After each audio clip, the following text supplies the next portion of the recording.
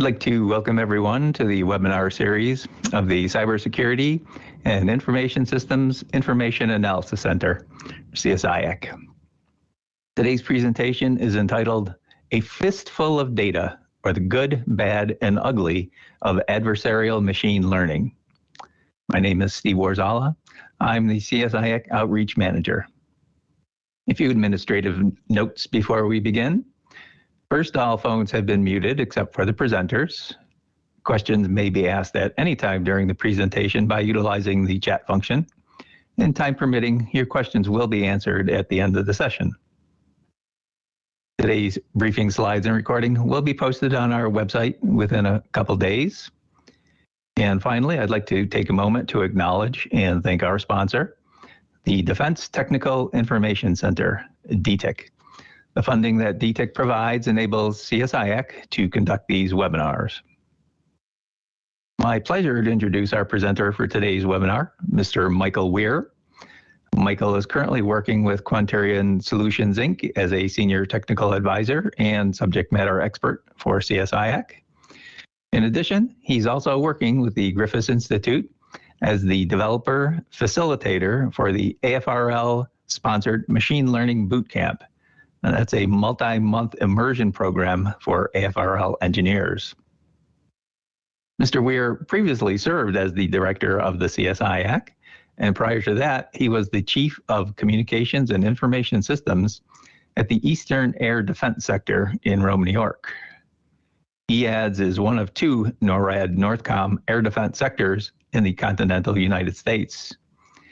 He was responsible for setting up and maintaining the sector's cyber posture both during and after 9/11, and evolving the data, communication, sensor integration capability through the following decade.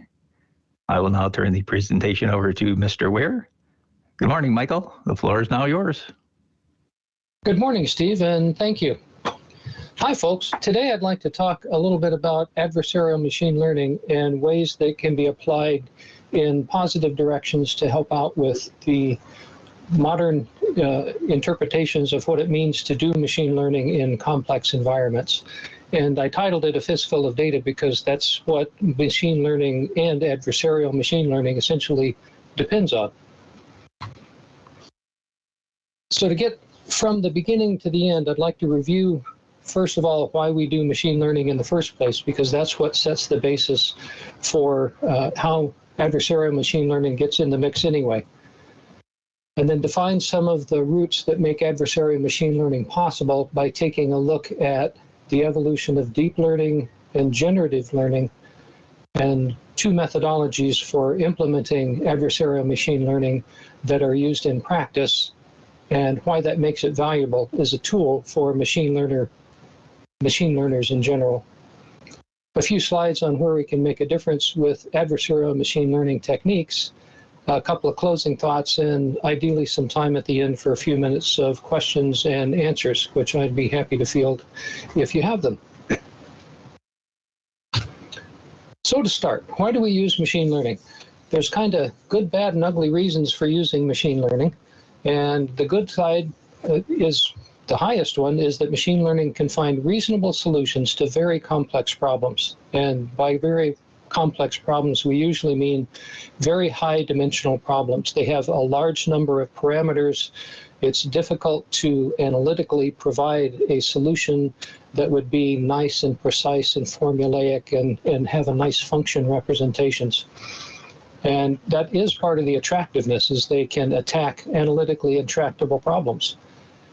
We're in the mode these days where there is a lot of data available, and it's hard to ingest and understand and kind of leaf through it to figure out what's there. Machine learning helps with that. It also allows us to have a technique for defining a success metric in human terms and translate that into something that can be operable in a computerized way, a mathematical way, a calculable way. Machine learning is actually complementary to human skills in a whole lot of ways. There are kind of a lot of worries these days about artificial intelligence will take my job, but when you look at the core capability, particularly in the machine learning arena, which is one of the most developed areas of artificial intelligence these days, is that you find out that humans can do easily some things that machine learning just can't even begin to do these days. And that machine learning can do easily what humans cannot, the high-dimensional, complex, large data set representations. Humans are very good at doing cross-modal relationships. You can look at a recipe and ponder in your head what it might taste like because you have that ability to cross modalities. Machine learning cannot do that. It doesn't do it easily. The humans can go easily from the foundational concept is explore to exploit. Humans can navigate very facilely, easily between the two, explore versus navigate. Machine learning can't do that. It's very narrow, it's very targeted. Some of the things that make that bad is that machine learning, because it uses a lot of resources, the way its current implementations are being handled, it's expensive and it can be pretty finicky. It's very brittle to small or unexpected changes in the problem or the data. It can fail a lot of times in very unusual ways and unpredictable ways. It provides a probably approximately correct answer, and that's a very good characterization. And Leslie Valiant in 1984, in a paper that he published called A Theory of the Learnable, talked about if a machine can learn, these are the things that it would use to approach learning the right way. And it actually characterizes how machine learning actually works pretty well. And it is an approximation of an answer. And we'll talk about some of the reasons for that later on. One of the other evolving bad components is that very complex problems require really, really complex computation, which costs money. And it also costs in terms of resource time, compute time. Two exemplars that I selected for that because they're very representative of kind of high-end machine learning approaches is the GPT-2 model from last year. It's a transformer-based model, which is a family of machine learning models. And one of the final runs for that to get to the inference engine component that operates on text and can generate real text, real sounding text responses was estimated at approximately $5 million. And this is not the complete training environment. This is a final run to get towards their final model. Now this year, there's GPT-3, which, depending on your estimate, is 8 to 20 times more complex than GPT-2. And that one has about 175 billion parameters, think internal components, features, dials to modify inside the model. And on the input side, has a sample space of almost 500 billion words or tokens in its training scenario. And that's the starting position. That is before the calculations and the memory storage for intermediate answers and the forward and backward motions of these machine learning components. So the complexity is it's remarkable.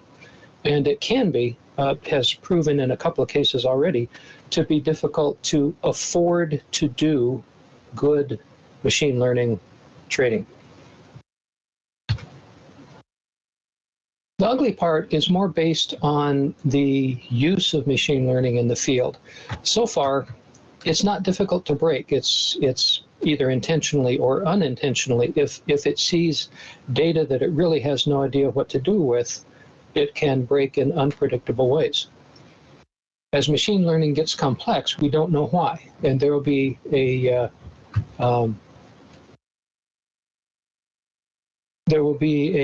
method for understanding it, but as it gets more complex, it will be hard to work with.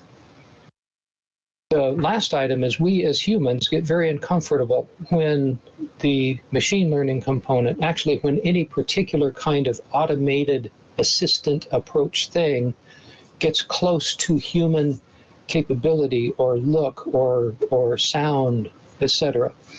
And Masahiro Mori kind of cataloged that in a 1970 paper and called it the uncanny valley. And it's a characteristic that's repeatable across all sorts of modalities. If the X in the diagram on the lower right if the x-axis is kind of the human likeness of this capability that's being implemented, and the y-axis is its relationship to the ability to accept it as 100% human, then this curve with this very deep valley just before it goes back up is characterized by such things as, if you remember the stage play Cats that was turned into a CGI movie in the recent past, I think it was last year. That was not a very well received movie because it portrayed well-known actors, actresses that they were a known quantity. People were familiar with them, comfortable with them, saw them, and now here they are in a CGI animation where they looked like cats and they acted like cats and they had fur and they had paws and their ears, and it was eerie. People did not accept that when technically it was a very good representation, but we didn't accept it because it deeped into that uncanny valley where they said, I don't like that. I don't feel comfortable with that. And that it's the same for chatbots. It's the same for these kind of things, that we as humans need to get over this uncanny valley before we accept it. So before we get to the characteristics of the machine learning, I'd like to talk about deep learning and generative deep learning, because that's how we get to what adversarial machine learning really is. Then we can get on to talking about how it works. So here we can see at the bottom is a picture on the left of a very straightforward machine learning network. And deep learning, with the input layer, hidden layer, output layer, very simple model, one of the early representations. And the deep learning essentially is, at the outset when it was originally done, it's a little bit different, but essentially the complexity is the number of layers. So as you add more layers, make it deeper, where the acronym came from, then you're adding an ability to provide more abstraction inside the machine learning model. That is, that it can learn more complex representations of the data as it works through. And the typical representation is that the early layers learn very low-level characteristics of the incoming. If it's an image classification problem, the earlier layers would begin to recognize contrast, edge, line, and further on shapes. And as it gets further on down, they'd be able to understand abstract ideas of eyes, ears, and further on, find a cat in there based on this abstraction level. So essentially, deep learning is just machine learning on steroids, and it's generally behind the more complex algorithms that are out in the field inferencing today. So what that looks like as a picture is in the bottom. It learns from samples from an environment, and this discriminator function is where it learns to pick out the components that it is being trained to recognize in the case of images. And as it is training, on the output side, it is doing well or doing not well. And the calculation of this discriminator loss is what is used to improve the input side, so that as other samples come in, it does better jobs of putting it in the right category if it's image classification, or predicting the right kinds of occurrences if it's a more complex problem space. Now, ideally, it will also learn more generally and not just memorize samples, so that it can be used to identify unseen samples correctly. And that's really the objective anyway, to deploy something in the real world where it can operate on things that it hasn't seen before.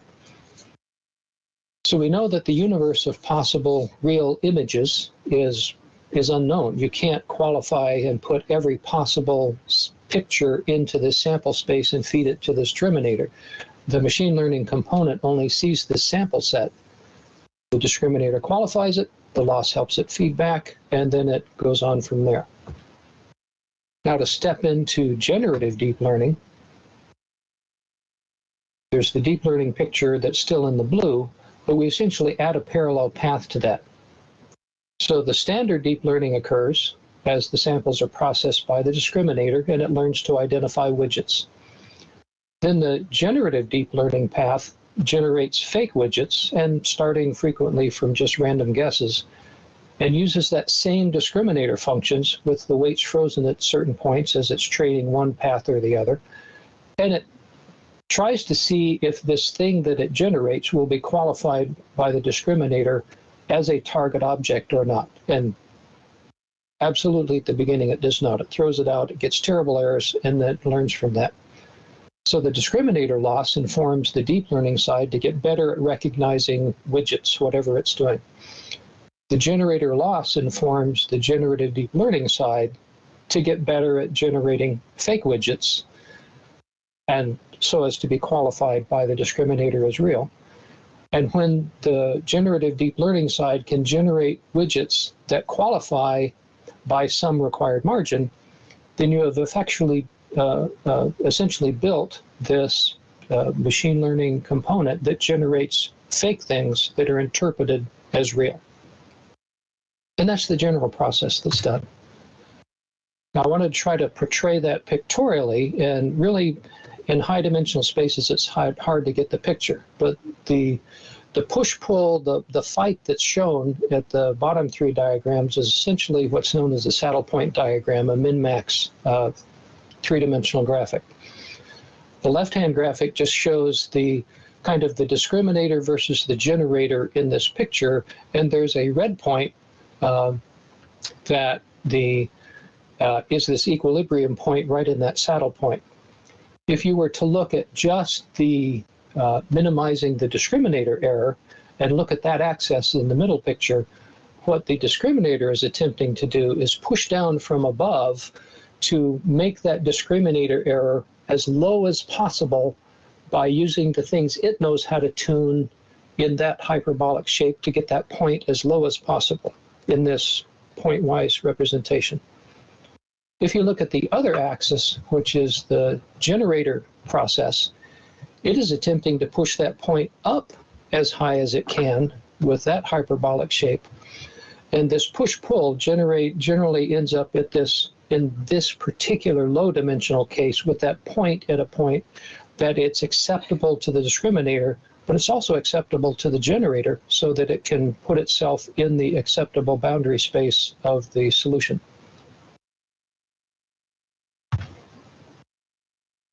And there's the actual probabilistic representation is that in the discriminate side, you're trying to build this probability, conditional probability representation that's what's the probability given what, what's the probability given that y, that the output came from x. The generative generative deep learning network learns to generate these source exemplars, and it essentially evolves this x prime distribution from nothing so that it can actually generate samples and directly kind of build this p of x, and p of x given y if y is available. There's kind of another way to look at it, and in machine learning, adversarial machine learning in general, is that under the hood you have to recognize that deep learning is a discriminator. It's a discriminator. It can learn whether an input is a 3 or not, but it can't make a 3. And it really, truly doesn't have an idea what a 3 actually is. It knows a particular mathematical perturbation on a set of pixel values that when it does that mathematical transformation, that falls into the class that it has been trained to understand is a 3.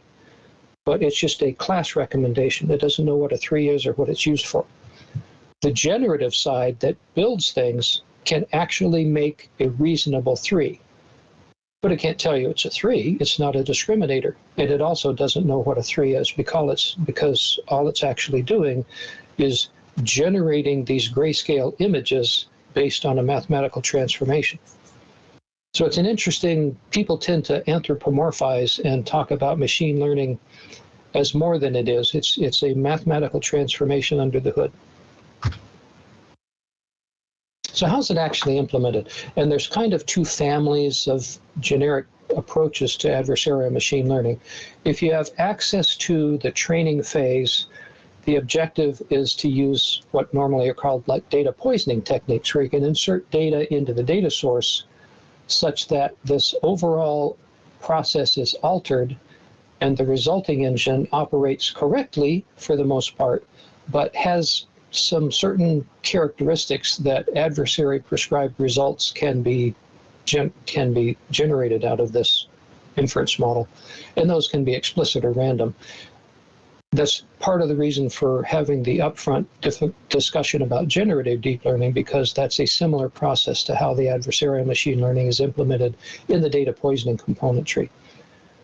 When you're actually trying to fool a deployed machine learning engine that you don't have prior information, you tend to take an approach where you're just trying to generate inputs and then see what happens at the output, and you're working at it in the middle with the unknown being the machine learning engine. And that's the one you normally see the pictures represented online of, for example, the stop sign that is interpreted by an autonomous driving machine learning component as a yield or a speed limit sign instead of a stop sign, or the panda picture from a few years ago, where adding a certain amount of noise to a panda picture that's previously been trained on and recognized as a panda, but with a minimal amount of noise, it'll pretty much guarantee that that same picture, undiscernibly different from the human eye, is a gibbon instead of a panda. And there are lots of exemplars in the video domain and other domains.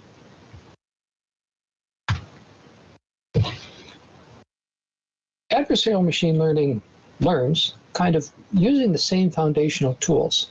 And it's not an exact match, but essentially the data poisoning method, you have insight into what's going on. So it's kind of a white box technique for understanding internals so that you can generate inputs that will affect it in particular ways. The Oracle model has less visibility. It uses a kind of a black box approach, but it's the same sort of thing. New inputs, observe the outputs, try to find viable attacks.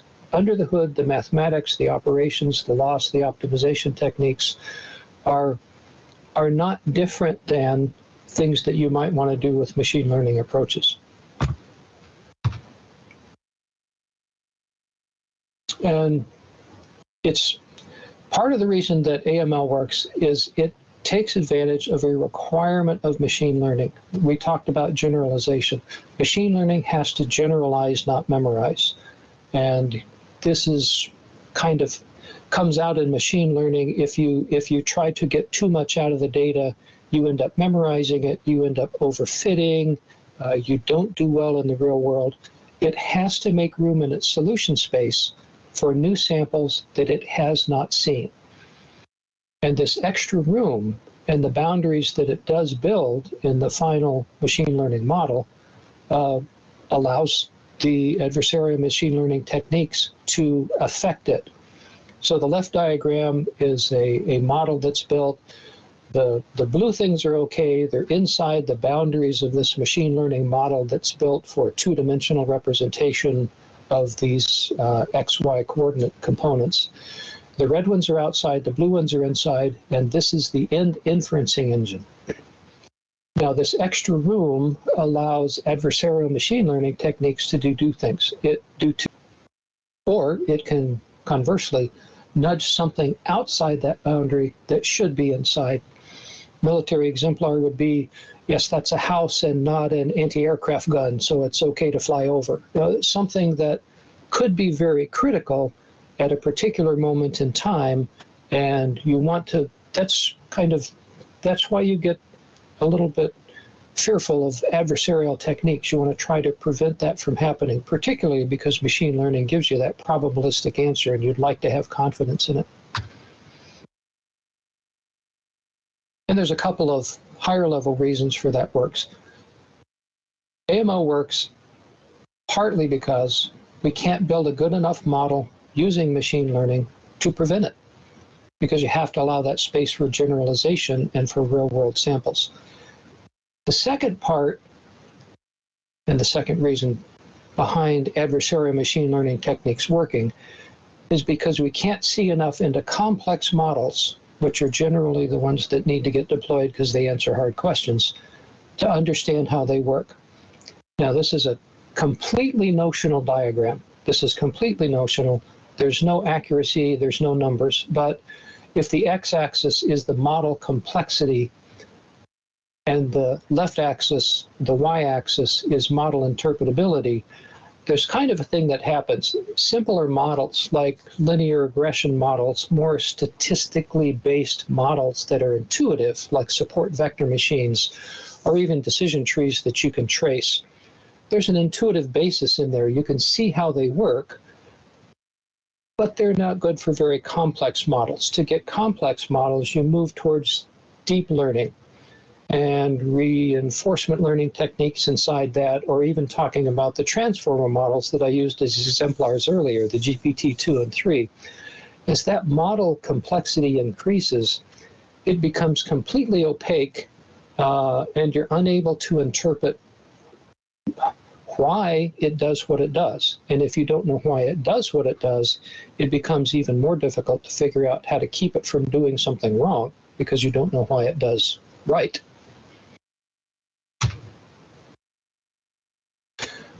Really, the core to it is optimization. In that deep learning model, after there's a loss calculated, there has to be a method for updating the machine learning model in a way that gets it better and better. And those are optimization techniques, stochastic gradient descent, and that family of things.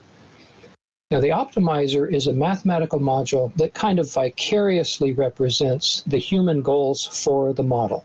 It kind of stands in for that generated goal.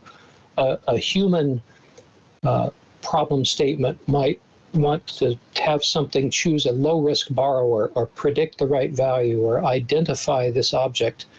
But the optimizer is a mathematical technique that says learn low-risk borrower, learn right value, learn object. And this optimizer, this kind of decides the final weights that will be used in an inferencing component that actually gets deployed.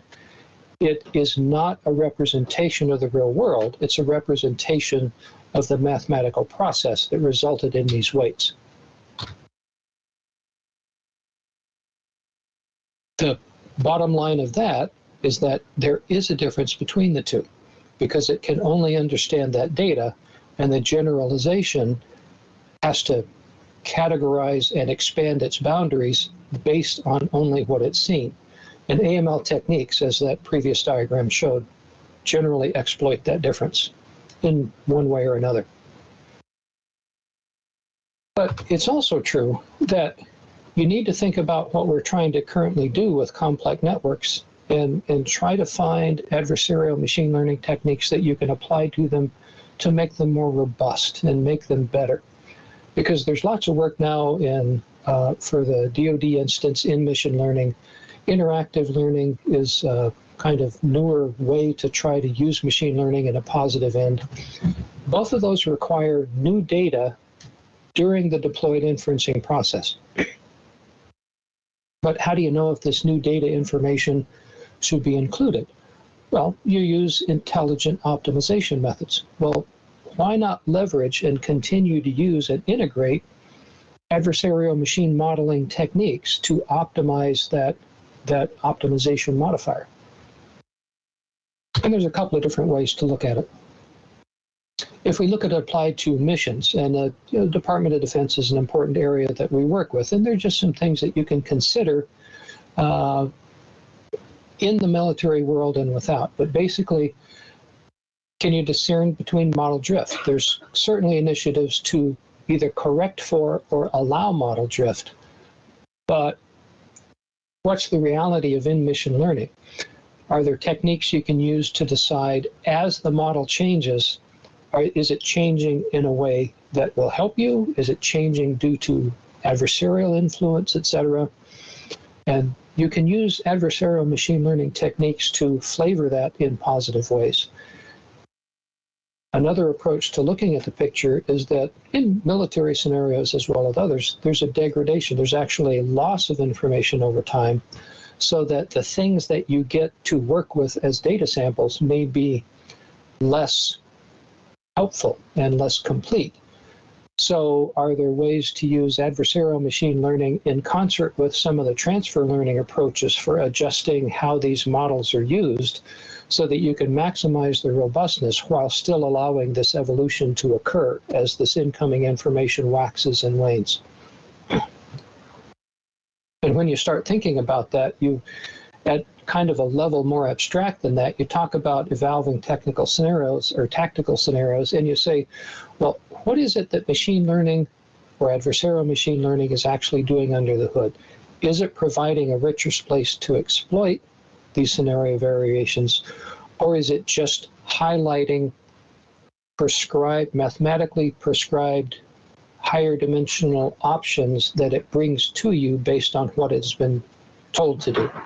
So the research question, it's a foundational question that it's kind of bridges cognitive science versus machine learning about explore versus exploit. It's an interesting area to work in and to try to figure out when one works better than another, when humans work better than machine learners, etc. It's a really rich area to work in. At a system level, there's two different kinds of approaches that you need to look at.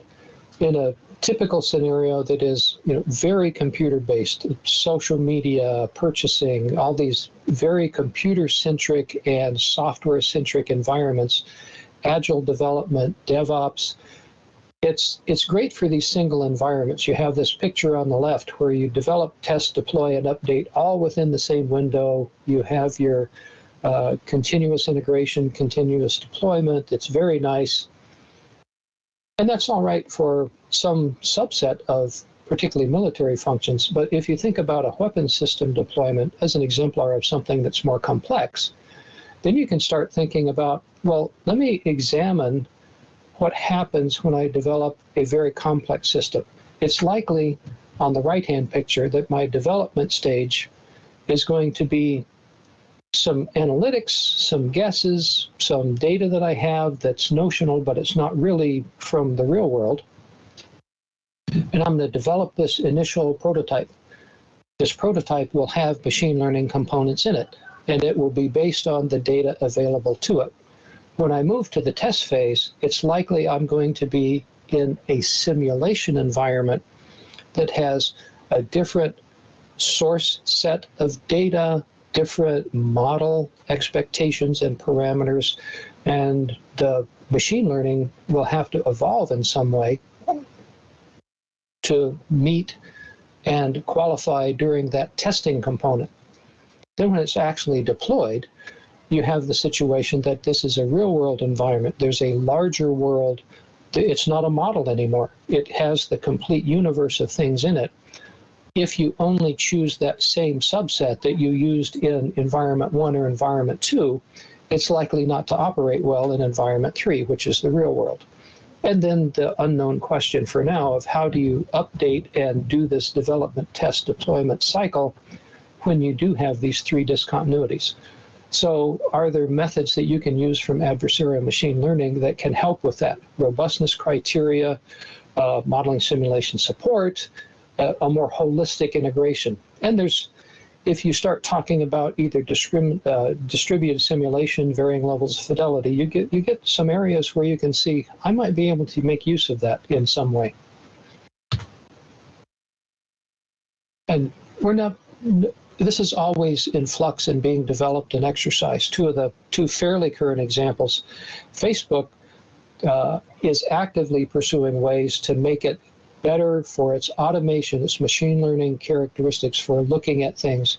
There's the deepfake detection challenge was launched last year, and I don't think they've released the data set for there, but Kaggle has the competition, and there's this opportunity to use techniques to defeat adversarial machine learning. Microsoft has for a few years now had this failure modes in machine learning document that's available on their website that's updated that says this is how we approach integrating machine learning into our overall systems. There's some very good information, and it kind of strikes some of the ideas and helps you learn in a direction for what kind of things you could use to observe and use techniques from AML to do better. New areas. as adversarial machine learning as an area, as a technology area, if you want to call it that, is there going to be a point similar to cybersecurity for the sensors environment where AML needs to be baked in, not added on? What would that look like? What would that perspective be if you went to move from a reactive to a proactive environment? That's the key point in this one. As it matures, it starts to kind of look like a cognitive support tool. We talked about that explore versus exploit. We need help with that explore versus exploit. And are there flavors of machine learning that include adversarial to better support the human ML connection, human AI teams, et cetera? And as I mentioned before, modeling and simulation, it's really hard to do it well, but we need to understand that there may be some concepts that can be brought to bear. And an additional wrinkle over what we previously talked about is if you have multiple algorithms, machine learning type, that are connected together, and each one, it has a brittle component to it in some fashion, how do you take that through a development process and a simulation modeling environment? So to wrap out some closeout ideas, adversarial machine learning. It could improve in-mission learning updates, support active learning models, kind of a verification, validation, higher level systems component that could be added. There are lots of opportunities to use it in a right way to do better. The bad part, it's not likely that we're going to find a way to prevent improper usage of adversarial machine learning techniques. The machine learning models have to generalize. We can't not have adversarial techniques. It's likely that machine learning in general will remain brittle for some amount of time in the future. And the ugly part, again, is mostly kind of human-facing at this point. Once we get good at using it and we start integrating it in, it's still likely that we're not going to know exactly how it does its magic. It's not magic, but we can't really get the grasp on how it works.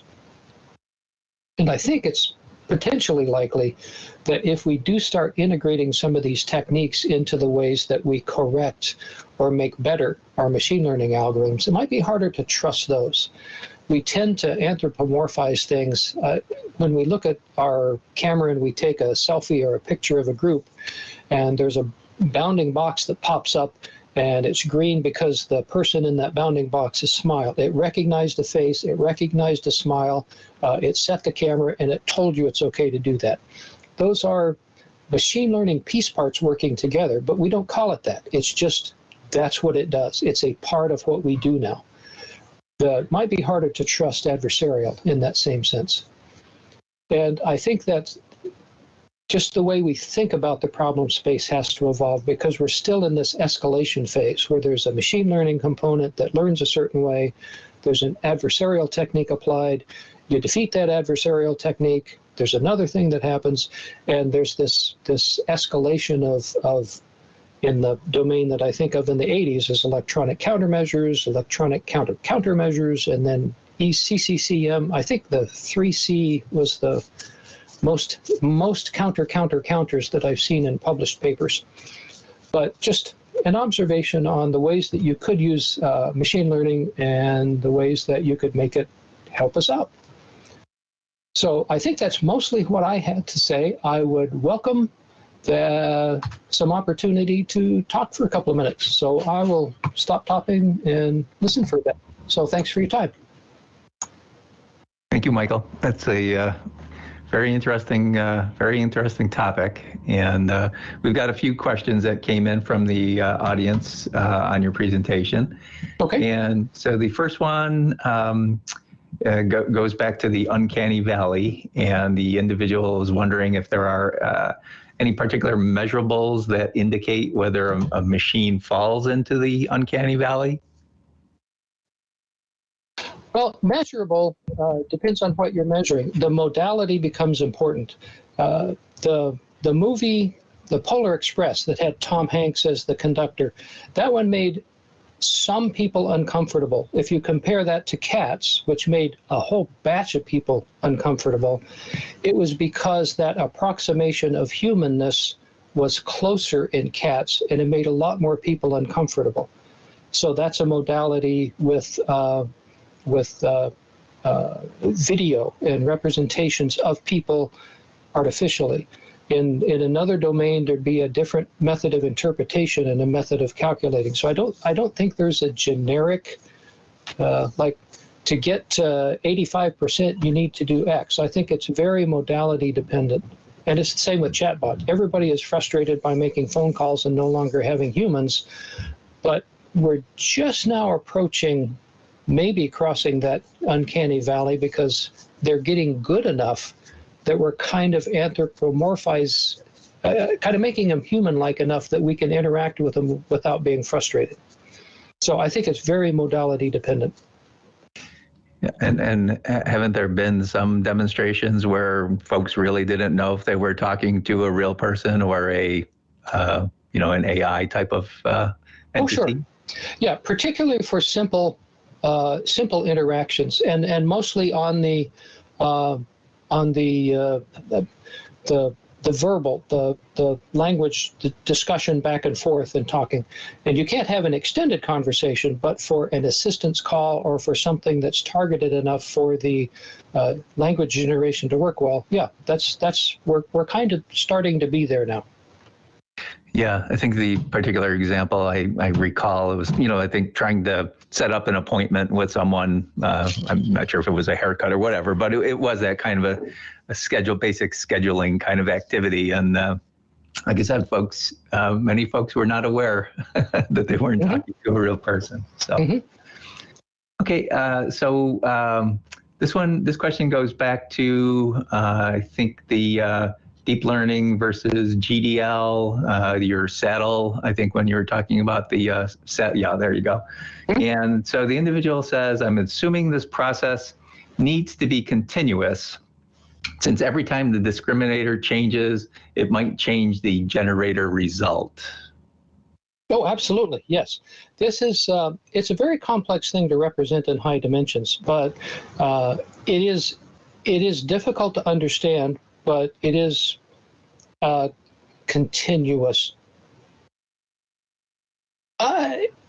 In analytical space, in the real world, it is kind of continuous, but you have to make it discrete enough to do the calculations. So that's where some of the approximation comes in. That's also some of the failure for the machine learning, where adversarial machine learning can get in there, because the assumptions in the model, the differentiability assumptions, the continuity assumptions, the convexity assumptions, those kind of fall apart in the more complex models, and you have to use approximations. So there's always approximations in there to make it look continuous. Okay, thank you. Let's see. So, so an individual is also, I think this was kind of near the end. Yeah, I think in the closeout slide, the individual is kind of commenting that it seems whoever controls the input stream can then control the value of the output. Yeah, that has to do with the complexity of the model, and that as an adversarial component trying to do something that you don't want the network to do, you run into exactly the same problem of a machine learning individual that's trying to make it do what you want it to do. You can't really fathom the complexity of the model that you're perturbing.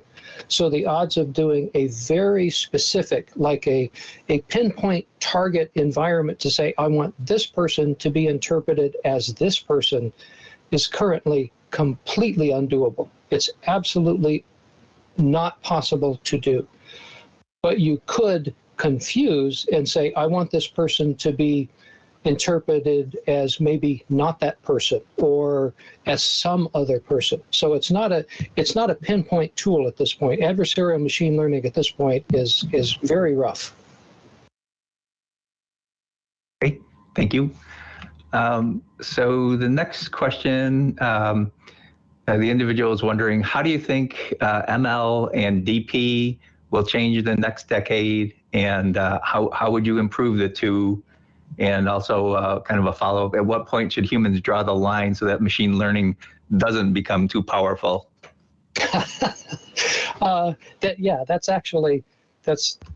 Those are the hard points. And actually, it turns out, I think what is happening now with the concentration on the non-technical aspects of machine learning, the bias, the ethics, the fairness, the techniques that are used, the way data sources are used, there's an understanding that, gosh, it really is as simple as it does what you tell it to. It still does that, and the care taken to build up this model so that the data sources accurately represent the thing that you want to represent, and that the things that it does are complementary to what humans do versus, well, I'm going to choose the machine learning model versus a human in the loop. There shouldn't be a versus. I'm hoping that over the next decade, we get rid of the versus and start to find those complementary methods that we can use one to help the other. That's what I see likely happening in the best possible world. All righty, thanks. And so I've got a question. Has the mathematical concept of bifurcation been explored as related to the uncanny valley? Not to my knowledge. That's an interesting sideways question. But yeah, I think that to bifurcate, you need to have two directions to go. So if you can choose some of those methods that will use a particular modality and be able to go through some sort of a tree relationship and find out whether there are further nodes, yeah, that'd be an interesting thing to look at. Hadn't thought about that. Okay. So it's another bias question. So will the confirmation bias get trained from unreasonable suspicion of AML to unreasonable acceptance of AML's outcomes? I don't know.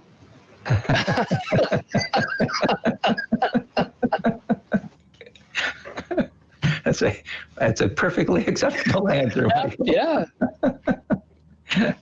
Okay. So the next question is individual says, AML looks like a fertile area for game theory research. Trusted agents versus adversarial agents. Is that indeed the case? Oh, sure. Yeah, that's a very ripe area. If you there's MIT has some videos on the soccer players, the adversary, the offender and the defender, and techniques to fool one versus the other, and it's a very ripe area. It's an extremely ripe area. All right, thank you. And we're back to the saddles again. Oh boy. And the individual says, the saddles illustrate the best case. What about the problem of local minimums and maximums? Does this provide an additional opportunity for AML and also for countermeasures? Say local mins maxes intentionally inserted into models as honeypots. Yeah, well, that's essentially what you're doing is you're generating these minimax situations in high dimensional spaces and hoping that as the training proceeds, that it settles in those minimax saddles that occur in very high dimensions.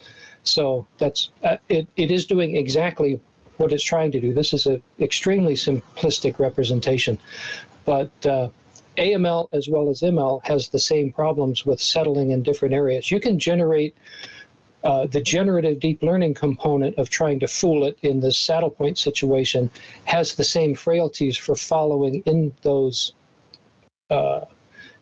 non-local or non-global minima or maxima. Okay.